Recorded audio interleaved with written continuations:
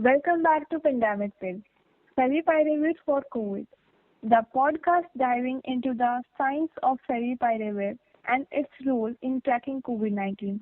I am Kanak, and each episode we explore aspects of this antiviral with expert.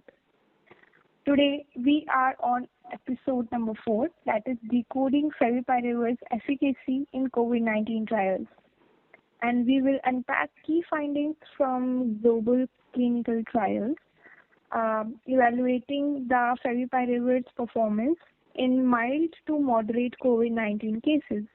Joining me is Ms. Aseema Mishra, a microbiology researcher. Welcome, Aseema. Thank you so much, Kanak. I'm really thrilled to discuss what the clinical trials tell us about Favipiravir's efficacy during COVID-19. Let's dive in.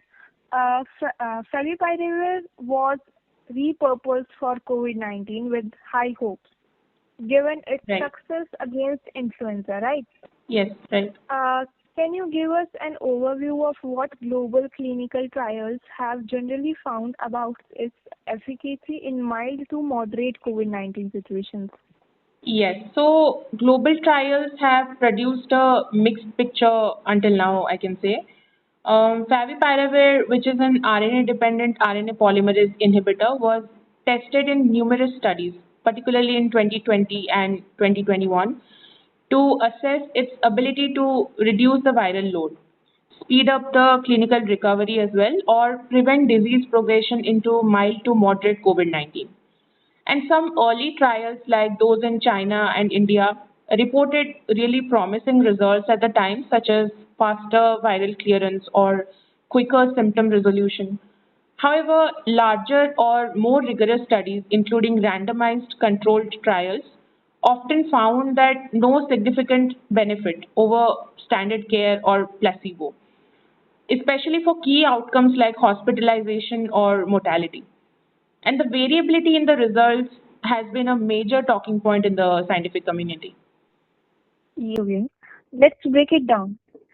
What are some of the standout findings from trials that showed positive results for the drug? Well, one notable study was a phase 3 trial in India by Glenmark Pharmaceuticals in 2020, which involved 150 patients with mild to moderate COVID-19. It found a 40% faster clinical cure and defined as normalized vital signs like temperature and oxygen saturation in the favipiravir group. In the favipiravir group, with a median of 3 days versus 5 days for the control group. And it also reported a 28.6% faster viral clearance, though this wasn't statistically significant. Another trial in Thailand in 2021, a propensity score a propensity score matched study with 298 patients, showed that favipiravir prevented deterioration in 83.2% of the patients by day 5, compared to 69.1% in the standard care group, with even lower hospitalization rates. These studies suggested that favipiravir could improve the recovery speed and also reduce disease progression in certain settings. Those are encouraging findings, I guess. What about the trials that didn't show such positive outcomes? And what is your take on that?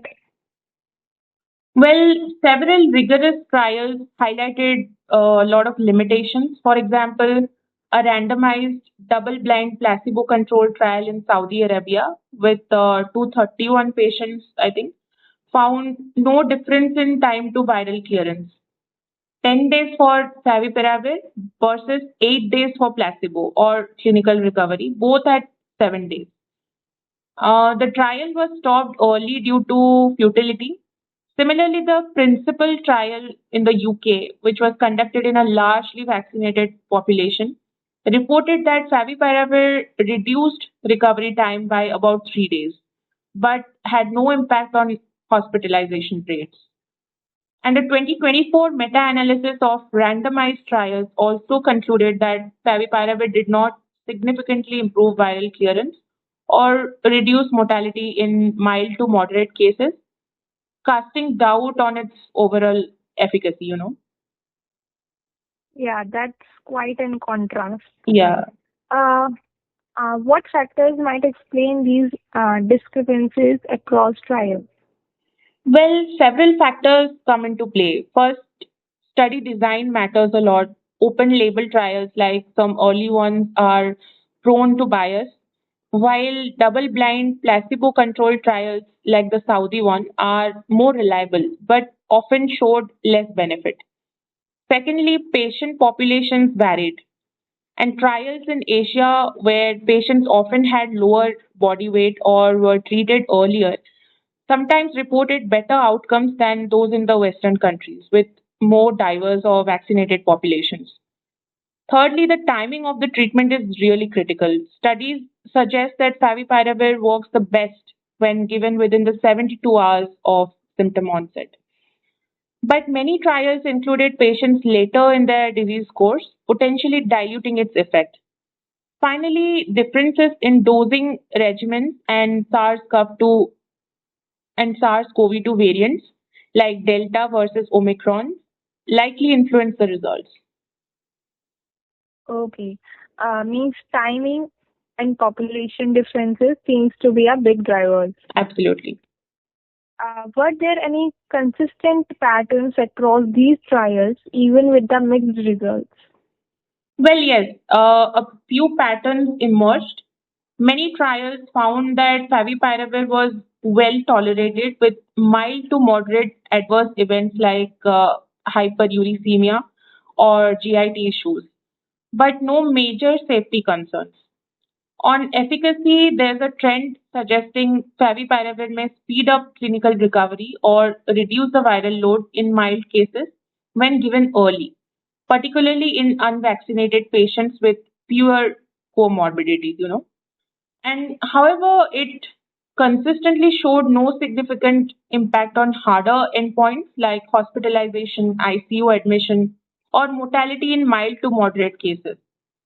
Systematic reviews, like one from 2021, noted that favipiravir might promote viral clearance within 7 days and clinical improvement within 14 days.